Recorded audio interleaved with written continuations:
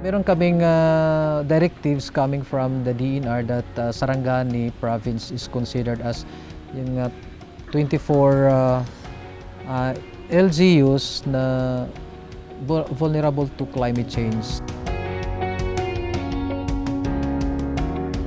Aming bayan, ang bayan ng Lanosa po, type 2 po kami. Rain is spread throughout the year.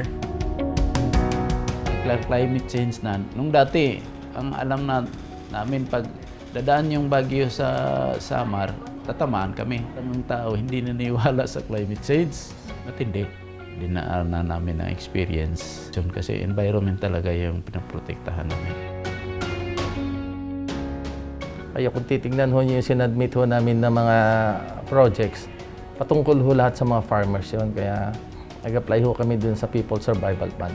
Overwhelm ho kami lahat, lalo ho ako dahil imagine mo naman, ang dami hong bayan at dito sa Central, sa Luzon, Hero na lang yung nakatanggap.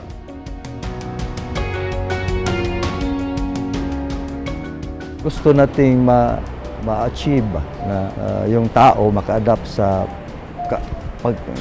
the climate change that is happening. Tapos na sana yung building.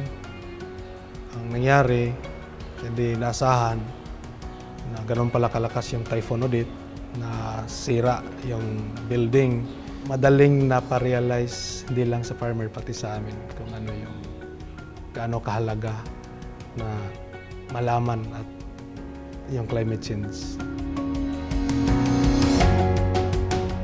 Pero pag dumating yung project na sa PSF na patubig, halos araw-araw na kami maliligo, maglalaba. Napakalaking okay po talaga.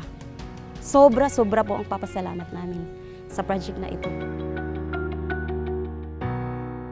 Malaking bagay yung assistance coming from the national, no? Kasi matulungan ang mga LGU at saka lalo na ang barangay at saka yung mga beneficiaries natin na ma-feel nila yung importansya na binibigay ng national government.